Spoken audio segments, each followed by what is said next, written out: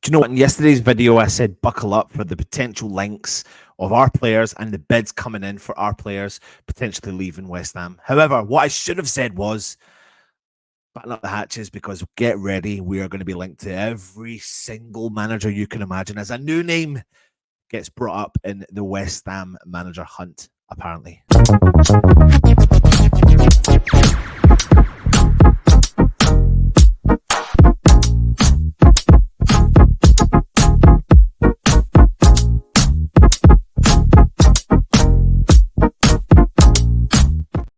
Doesn't matter really the names that are coming our way. It just is the context behind it. Of course, the situation is that West Ham are led to believe, all the fans are led to believe that David Moyes will be leaving West Ham at the end of this season, which is about a month away. But nothing is written in the stars. Nothing has been explained. Nothing has been told to us officially by the club. Everything's coming out from the ITKs and concerningly, when it comes out through the ITKs, it's usually from the people that are close to David Sullivan.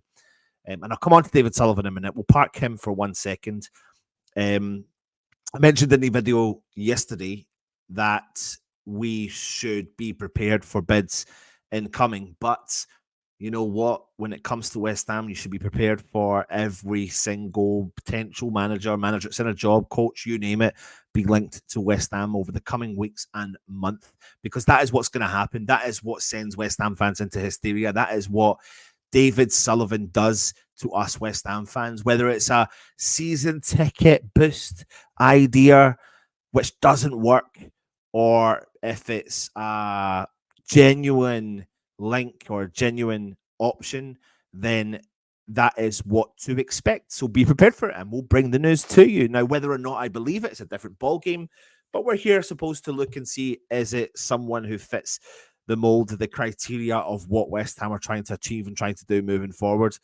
Of course, we heard the news about Amaron coming in from Sporting Lisbon, flew into London, supposedly had chats with David Sullivan, and then we're starting to hear rumours that maybe his agent was trying to negotiate and speed up the process for Liverpool potentially chasing him, but that looks like that's backfired on him, as he is going to be speaking to the media on Saturday, tomorrow, and explaining the situation within reason, what actually happened.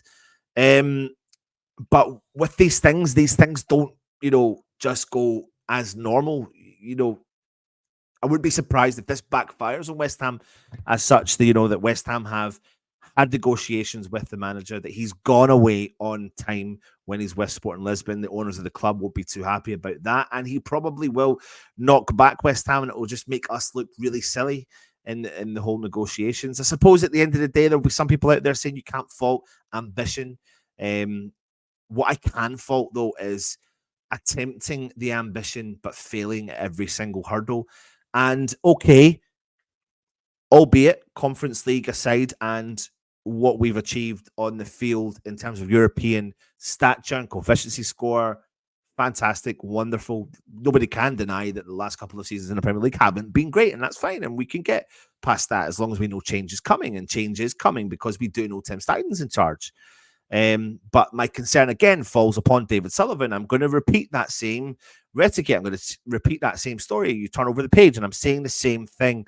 David Sullivan's in charge. So David Sullivan, while he's in charge, is concerning. Now, I've mentioned in the title of this show, there has been a new name in the West Ham manager hunt. A new name has been linked to West Ham, and that new name is Vincent Kompany, current manager of Burnley, of course, former manager in the Belgium League and former player of Manchester City, Belgium, former international player as well, very good player. And within reason has got a very decent record as a manager, coming over from Belgium, doing really well in the Belgium League, bringing Burnley up from the Championship in a frightfully amazing season that they had. And trying to keep them within reach in the Premier League is always going to be a tough ask for a team, with all due respects, especially a team coming up from the Championship. But I think he's done a reasonable job. But what he has done and what he has got is a flamboyant style of football. He doesn't give up on his way. He plays from the back. They build from the back, and they're quite fast on their approach. Okay, they leak goals, but again, it's budgets, and it's depending on how much they've had to spend in comparison to the likes of West Ham. And West Ham have had dramatically more money than what Burnley have had over the past couple of years. So we can attract a better quality player. It doesn't mean that's exactly how it always works. You always find diamonds in the rough who can always progress through the ranks and push further than what they are achieving. But Burnley are probably where they not don't want to be, but where they probably, in terms of monetary value spent, size of capacity, I'm probably doing them a disservice because I wouldn't like someone to speak about West Ham in that manner. But that is just the way it is, and it's a hard league to get to stay in, and a hard league to get back into as well, because obviously the Championship's really strong. But Vincent Kompany, you know what? I admire him. I think he's a quality manager. I think there's potential there. I really do. Does him coming to West Ham fill me with a lot of joy? It would be exciting, but it wouldn't potentially fill me with a huge amount of joy, because I feel like maybe he's not got the full-blown bedded-in experience that maybe we need. He's got the playing experience, but I feel like he'd be kind of jumping into the frying pan from jumping into the, what is it they say? God, I've lost my train of thought there. You know, jumping into the frying pan from the fryer, jumping into the fryer from the frying pan. And it could be a really big task. And it's kind of got a little bit of element of Slaven Bilic about it. You know, a young and up-and-coming manager, albeit Slaven Bilic had a lot more experience before he came to West Ham. And he spent a reasonable amount of money, had a good season in the last season at Upton Park. And the transition into the new stadium didn't work out, and he wasn't backed, or he was backed, and we bought in loads of different players at low values. But in terms of potential to bring Vincent Kompany into the club, I don't know how true it is. And this comes back and stems back to now what I'm going to bring to you, which is, remember who's in charge. Remember Sullivan's in charge. Remember, we will not have a final answer. We don't even know what's happening with David Moyes. And we won't know what's happening with David Moyes unless a gem presents itself to West Ham where it's guaranteed we're going to bring someone in, then maybe an announcement will get made. But West Ham and David Sullivan don't do things normally. They don't do things in the proper manner. They don't give people time to adjust. They like to do things last minute. They like to wait to the last element because they think that's the right way to do it. They think that is what people want, and it's not. They don't read the room. They don't get the room, and they don't understand the room. And that is the frustrating part for me as a West Ham fan. I'm going to be on this bandwagon when it comes to the owners, because I get frustrated that he is still here. I get frustrated that he is still in charge of, and says he's not in charge, but he is blatantly negotiating with people, and that could come back and bite West Ham in its arse, because we've got Tim Steidten there, and the whole point of Tim Steidten being there was because he was going to take charge of this. And if rumours are led to be true, and West Ham are trying to get Lopetegui because Sullivan wants him, then what's the point of having Tim Steidten there? And that would create such fear for me. Fear that we would lose something that could be good. One thing that could be good about West Ham's kind of hierarchy, Tim Steidten, Mark Noble all working well together. But we still don't know what's happening with David Moyes because they haven't announced what's going to happen with David Moyes. We are frustrated and we want to know what's actually going to the right direction. And with all due respect, I kind of respect how Barcelona have dealt with their situation. Even Bayern Munich have dealt with their situation with their managers. And now Barcelona manager's staying. You know, they've had the negotiations, even though he said he was going to leave at the end of the season, and he's going to stay. And it could be that Tuchel stays at Bayern Munich as well, even though they've announced that he's supposed to be leaving. But I think there's a way and a mannerism behind dealing with something in that way. It sounds like it's a little bit of an attack on Sullivan, and it probably is a little bit of an attack on Sullivan.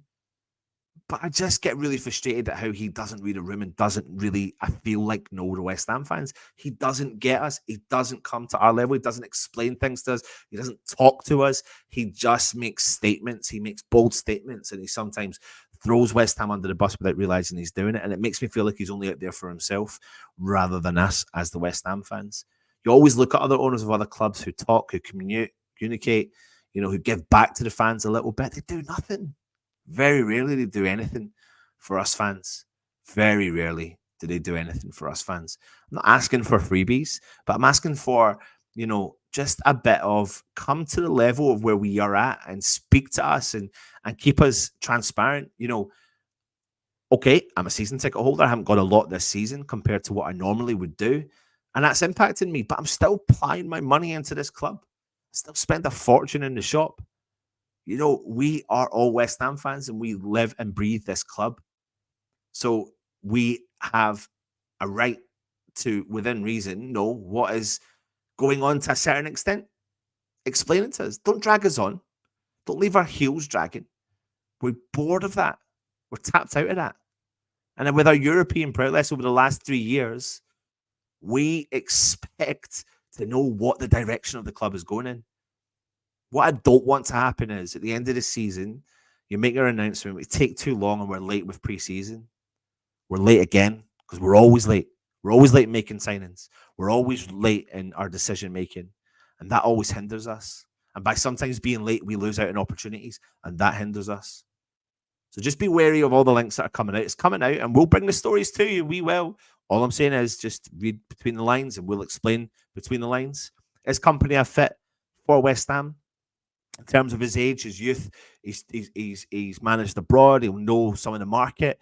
Possibly he's in the market for being a potential link to the club.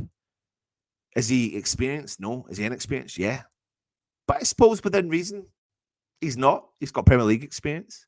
He's worked in England for a couple of seasons. He's worked in the highest league in Belgium. West Ham are supposedly scouting the Belgium league, so he'll know players. He'll know how they negotiate, how they deal with things. So possibly.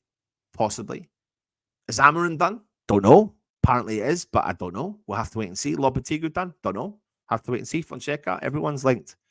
Go and check the videos yesterday that Russ did about all the managers potentially linked and what they could potentially bring to West Ham.